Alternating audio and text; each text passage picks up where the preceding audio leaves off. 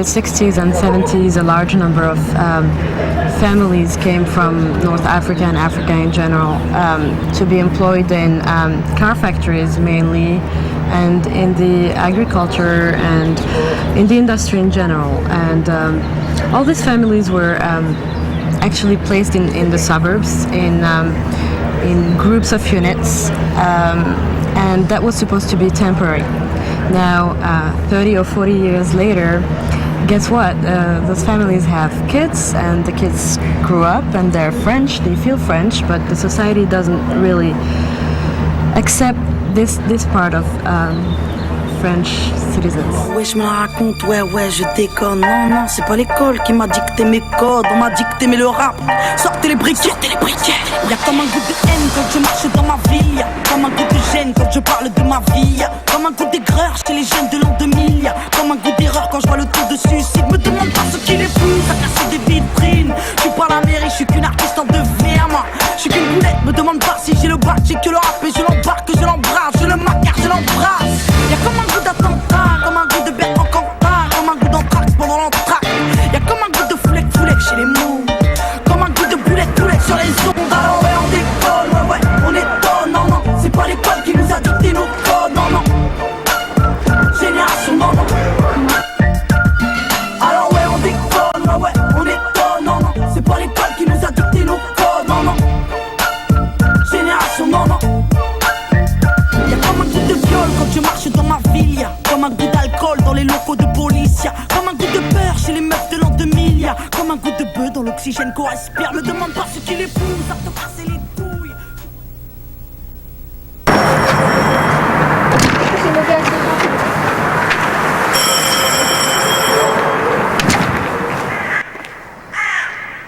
Je m'appelle Sidi, j'ai 26 ans, je viens d'avoir 26 ans.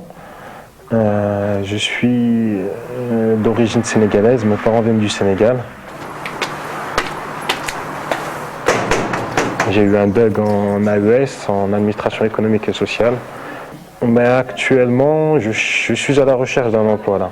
La plupart du temps, les contrats que je réussis à obtenir, c'est des contrats à courte durée, des CDD. C'est rien de solide, et pour pouvoir construire ce qu'il faut ici, c'est un CDI, un contrat à durée indéterminée pour pouvoir construire, demander un prêt auprès d'une banque ou quoi que ce soit pour pouvoir s'installer. Tu penses au futur, c'est mort, parce qu'il n'y a pas de futur ici, il faut dire la vérité. Je vis jour le jour, parce que si tu penses au futur, tu peux pas. Tu sais, ça rien de penser au futur, tu vas aller où après? Et surtout cette société, ils vont dire c'est de l'argent volé, t'as braqué des banques pour ouvrir des sociétés.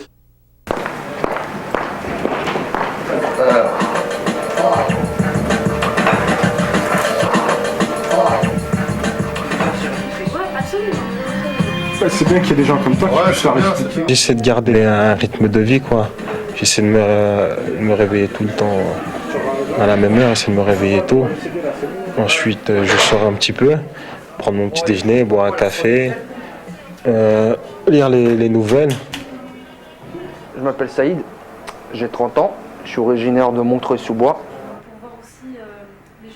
Moi je connais beaucoup de jeunes qui ont la moelle et qui ont envie de s'en sortir, ils font tout pour s'en sortir, mais qui ont des bacs plus 5 et qui sont chauffeurs-livreurs, et qui ne trouvent pas. Comment tu veux qu'un petit qui a 13 ans, qui voit son grand frère, qui a 25 ans, qui a bac plus 6, comment tu veux que ce petit puisse avoir un repère? Il va se dire, bon regarde mon frère, il a fait les études, il n'arrive pas à s'en sortir, il vaut pas mieux que le mec qui a jamais travaillé de sa vie et qui fume du shit en bas de sa cité.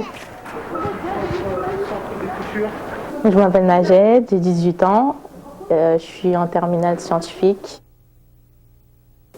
Je veux dire, ils sont tout le temps en bas de la cité. J'ai jamais vu aller chercher quelque chose. Ou l'école, par exemple, les grands, ils nous disent oui, l'école. Il y en a qui ont continué et qui sont bien maintenant. Ils disent allez à l'école et tout, mais je veux dire, ils ne nous donnent pas le bon exemple non plus. Ils sont là à rouler leur shit, à boire et tout, mais ça va rien changer. Juste certaines stars. Alors, on boit du café. En se levant le matin, il n'y a pas les motivations qui font pour que les personnes vont à l'école ou vont travailler ou vont réussir dans le milieu sportif.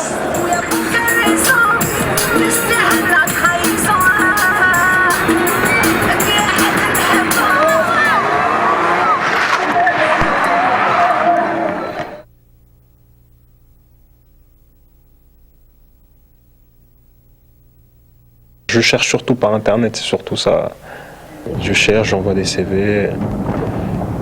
Ensuite, j'attends les réponses. Il y a beaucoup de préjugés aussi au niveau du recrutement en France dans les entreprises, sur les origines des postulants, sur l'origine des gens et aussi sur l'endroit d'où l'on vient, l'endroit où on est, où on a grandi. Comme par exemple le 93, ça a une mauvaise réputation. Quand on vient du 93, pour la plupart des entreprises, c'est qu'on est soit un délinquant, mais en tout cas ça joue en notre défaveur, quoi.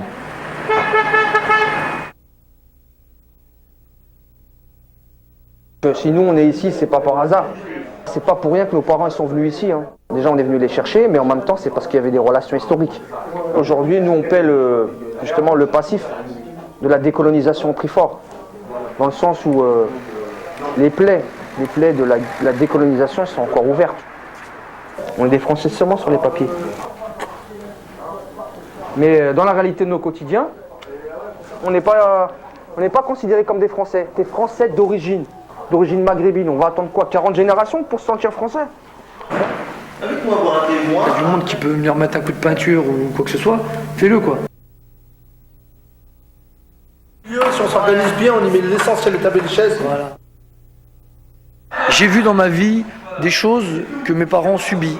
D'accord. Quand ma mère elle allait et que ça s'exprimait pas bien français ou mon père, ils allaient s'adresser à des institutions et que l'institution en face d'eux ne les considérait pas. Leur répondaient, on disait oui mais c'est ça, c'est normal. C'est normal qu'on leur retirait soi-disant de l'argent dans la CAF ou sur autre chose. On leur disait c'est normal. Donc mes parents étaient disciplinés. Ils disaient si la dame elle a dit ça, c'est qu'elle a raison. C'est bon, je peux passer. On considère comme français. Donc si tu veux, on mange français, on dort français, on parle français, on respire français, tu vois. Quand on va à l'étranger, on nous considère comme des Français. Carte électorale, on est des citoyens, mais trop bronzés. Une fois, ça m'est arrivé de me faire contrôler un matin alors que j'allais chercher ma baguette de pain. Je venais juste de sortir chez moi et je me fais contrôler. Ça, le contrôle, l'harcèlement de la police, un petit peu, on va dire, dans certaines périodes, plus le sentiment d'exclusion, surtout, c'est surtout ça qui emmène les gens à de tels actes, quoi. Regardez, ils ont été agressés par la police hier. Regardez. Ils ont fait tomber par terre et les ont traînés. Donc, qu'est-ce qui s'est passé là? Les flics qui t'ont... Ouais, ils m'ont frappé. C'est eux, ils m'ont frappé. Ils m'ont traqué. Mais pourquoi ils t'ont fait ça? Comme ça.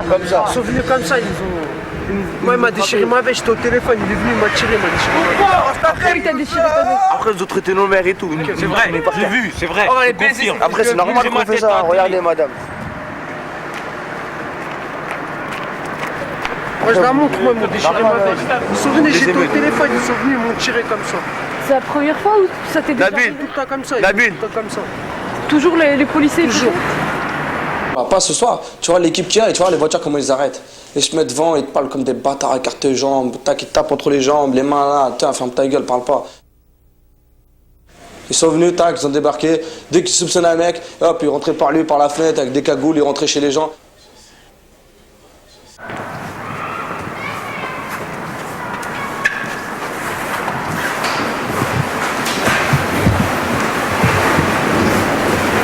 C'est-à-dire la même chose. Moi, je me prends plus la tête. Moi, je prends ma pièce d'identité, je la sors directement. Je sais qu'ils vont quand même me fouiller. De toute façon, c'est comme ça. Le problème, c'est que des fois, c'est frustrant dans le sens où c'est au milieu de la journée, devant tout le monde, donc ils te contrôlent comme ça, ils commencent à te fouiller. Si t'es avec plusieurs personnes, ils te mettent en rangée comme ça, tout le monde te regarde.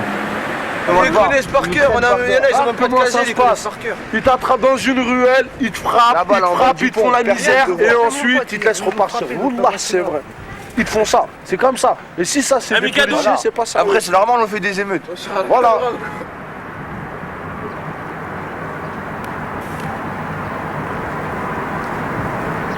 C'est-à-dire qu'on est en dehors du cercle de la société, et ben on est exclu. Donc, quand on est exclu, on ne peut pas être poli. Quand vous vous faites contrôler 2-3 fois par jour, ça veut dire après, il y a la personne qui a subi des agressements. Quand ils vont dans leur pays d'origine, ils ne se sentent pas forcément du pays d'origine. Ils savent qu'ils ont des origines de tel pays, mais quand ils vont là-bas, ils n'ont pas forcément la même culture, les mêmes valeurs. Et ils sont déracinés. Les gens étaient parqués dans des conditions un peu honteuses. C'est-à-dire que là où les gens vivent, c'est devenu des bidonvilles des temps modernes. Voilà. Donc les gens, ils sont arrivés à un taux où il y a un taux de chômage énorme. Ils vivent dans la précarité. Les gens ne demandent rien de spécial, ils veulent quoi? Un travail, un emploi, un appartement digne pour pouvoir élever leurs gamins correctement et dignement, avoir des écoles où leurs gamins puissent réussir plus tard dans la vie. C'est tout ce qu'ils demandent les gens, tu vois. Et on fait tout le contraire de ce que les gens demandent, et c'est simple ce qu'ils veulent, c'est vivre dignement. Ce qui a pu être dit pendant et après les événements pour un petit peu apaiser les tensions, ça a juste été des propos justement uniquement pour calmer les gens. Le fonds de commerce justement c'est ça, c'est l'insécurité, c'est grâce à ça qu'ils se font élire. Puisqu'ils disent regardez on n'a pas réussi à faire ça, par contre nous on arrive bien à travailler sur l'insécurité. C'est vrai que c'est plus simple de travailler sur l'insécurité que de travailler sur le chômage et... Sarkozy, c'est le ministre de l'Intérieur. Ce monsieur, il est censé mettre de l'ordre, d'accord? Qu'est-ce qu'il a fait pendant 21 jours? Il a mis que du désordre. Vous avez assez de cette bande de racailles. On va vous en débarrasser. Tu vois, c'est de dénoncer ce genre de choses. De dire aux gens c'est de la racaille, on va tout nettoyer au Karcher, c'est prendre les gens pour des... C'est-à-dire que le côté humain n'existe plus, c'est ces gens-là. Tu vois? Et ça, c'est pas possible.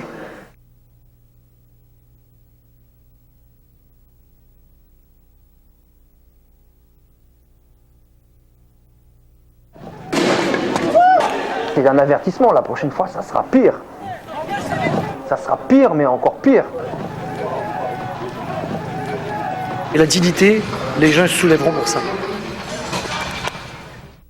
I think it was wrong to label it an Islamist uprising because I don't think religion had anything to do with it. I think it was more of a class issue and a racial issue. We've seen the tsunami, we've seen Hurricane Katrina. We know that when natural disasters happen, the poor people, the minorities end up getting screwed. So I wanted to see how an indigenous population in New Zealand would have, handle something related to climate change. But in New Zealand, Maori aren't necessarily going to be devastated by a giant, tsunami. It's going to be the little things.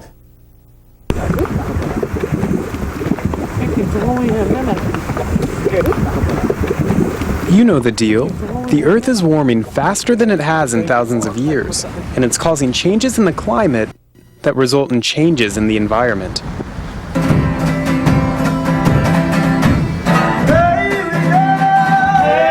To see what this means, I've come to a country that takes its environment seriously, as it should. It's gorgeous. I've come down under, New Zealand. This is a story about global warming that's not really about global warming. It's about the people who are tied to the land. For centuries, New Zealand's indigenous Maori population has traced their identities to the earth. Maori have found that the little details indicate larger patterns in the environment. Everything relates, from the shape and color of clouds to the ocean's tides. Even this little spiky red flower can be used to predict how dry the summer will be. But as global warming and climate change become bigger issues worldwide, Maori culture is being affected in ways we don't usually think of.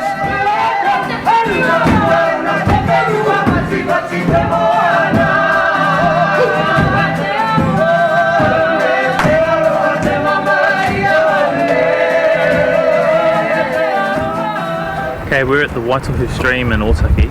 The eel spends most of its life, anything up to 100 or more years, in the freshwater areas, in the freshwater bodies. Environmental researcher Pataka Moore comes here at night to catch the nocturnal eel. The health of the eels tells him the health of the stream. Usually the eel leave New Zealand and head for the ocean to breed in February or March. But he and his environmental partner are finding it harder to catch the fish because they're starting to migrate at different times. This year I caught some eels before Christmas that looked like they were heading out to sea. And it's not normal. That didn't happen 30 years ago, 50 years ago. but it's happening now. The eel migrations are timed to changes in the temperature and rainfall, but lately the weather has been erratic in Otaki. Last year was warmer and drier than average. The year before was much cooler and the wettest on record. And then the year before that was warmer and drier again. For us as Māori people, how that affects us is that for people who essentially lived seasonally, everything's been knocked out of kilter. Awanui Black lives in Otaki with his wife and 4 children. He teaches at the local Maori college, and he fears his culture is at stake from climate change. And this is meant to be the first comprehensive Māori language only dictionary. As a dictionary writer, he says the environment is essential to Maori language and culture. To give you an example of how everything's interconnected, I'm just using that word, areare. It's a word for light rain. It's also for the direction in which the rain falls. And it's also a word for a Maori martial arts stance. When waiting in battle, the weapon's held at this angle, and that's the path of the rain, you see, te areare o te ua. Maori traditionally called themselves Tangata Whenua, people of the land. To them, the earth and sky were more than just natural resources. They're family. So when something as consistent as the eel migrations gets thrown off, Awanui fears the Maori identity isn't too far behind. When our relationship with the environment is affected to a stage where it impacts severely upon our traditional understandings, then our culture as a whole will, I guess, will have to evolve. In another part of New Zealand, one Maori tribe, threatened by a different kind of change, has taken a stand. Okay, so right now I'm headed about 2 hours north of Auckland to Takaiwai to meet Miri Kepa and some of the women on her community board. They're upset by a power plant that's going to open near their tribal land. It will be fired by coal, which contributes to pollution and greenhouse gas emissions. The water you can see here, the name of it is Whangarei Te Reinga Prawa, the water of abundance. That's our sacred water. And this land here is called Takahiwai, and that's our sacred land. Dr. Miri Kepa balances her research job at the University of Auckland with a position on her tribal Patuhara Kiki Trust Board. If Patuhara Kiki doesn't direct negotiate, Patuhara Kiki will cease to exist. Lost, yeah. We will cease to exist. Her tribal group is now down to about 200 members. And this sign here says switch off Mercury, which is a resistance to the proposed coal-fired power station to be built 4 kilometres from here. The Mighty River Power Company plans to fire an abandoned power station with coal here. Coal burning adds carbon dioxide into the atmosphere, which blankets the earth and speeds global warming. There's already one power station in the area, and Miri says another power station just doesn't make sense. Power stations are located next to their natural resource. Duh. We don't have coal here. We have sand and the sea. But we are going to have a coal-fired power station. For Miri, the power station is just another symbol of European colonization. In 1840, British settlers and Maori chiefs signed the Treaty of Waitangi. It made New Zealand a British colony and granted Maori control of their land. But over the past 150 years, Maori language, land, and culture has declined. Kids, that was white sand. Yeah. All of that. Not that color there. Yeah. That's filthy. Many Maori tribes, including Miri's, have disputes with the government over the confiscation of their land. Somehow, the power of the gun, the power of the law, the power of government, the power of parliament, place the indigenous people of Aotearoa, New Zealand, no better than slaves. And what is worse, we are slaves in our own land. And that's fact, and that's a climatic change.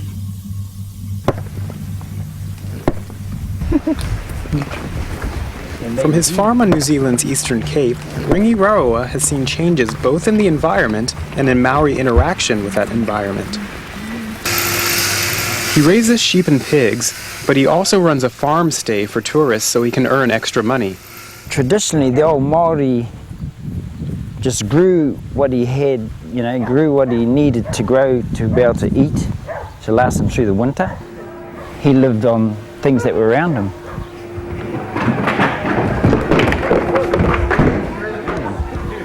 Unfortunately, that's changed because we've been moulded into the Western way of living, which is produce as much as you can off your bit of dirt so that you can buy a flash car and live how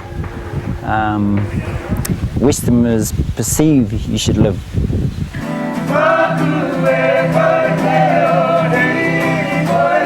Outside of rural areas, you'll find that Maori culture has been absorbed into the modern New Zealand identity.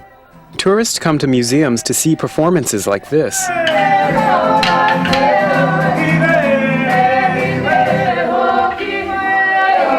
But there are also Maori colleges, Maori government branches, and even a Maori TV station.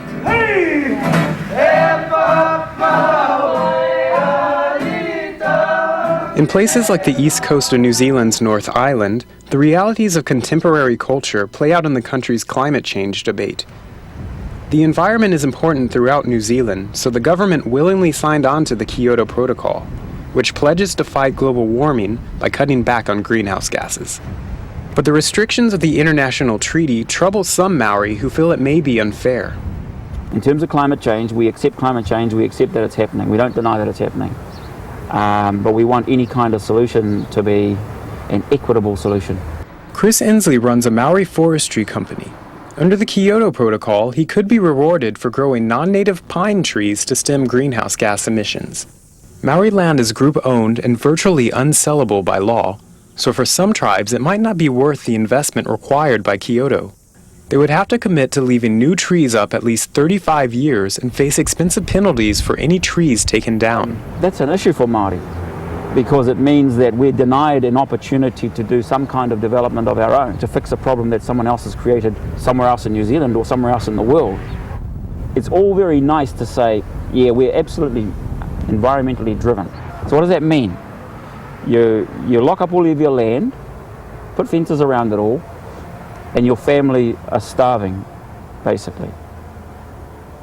Is that right? Just so you can satisfy somebody in Wellington or in Washington. For some Maori, growing trees to slow global warming instead of using their lands for more profitable ventures is yet another sacrifice they'll have had to make for Western culture. That building there. But while the world argues the economics of preventing long-term climate change, people like Awanui Black see the smaller changes, like an eel's migration or a tree's flowering cycle, as a sign of something deeper. A change to the Maori identity. As tribal groups, we relate not only to this country, but we relate specifically to places in this country. Places that are sacred to us, that have mana, that have mauri, that have wehi, that have ihi, that have tapu. All of these concepts, all of these cultural imperatives that make us who we are. Now, if we're to lose that, if we lose that ecology, then we have no anchor stone left in this world.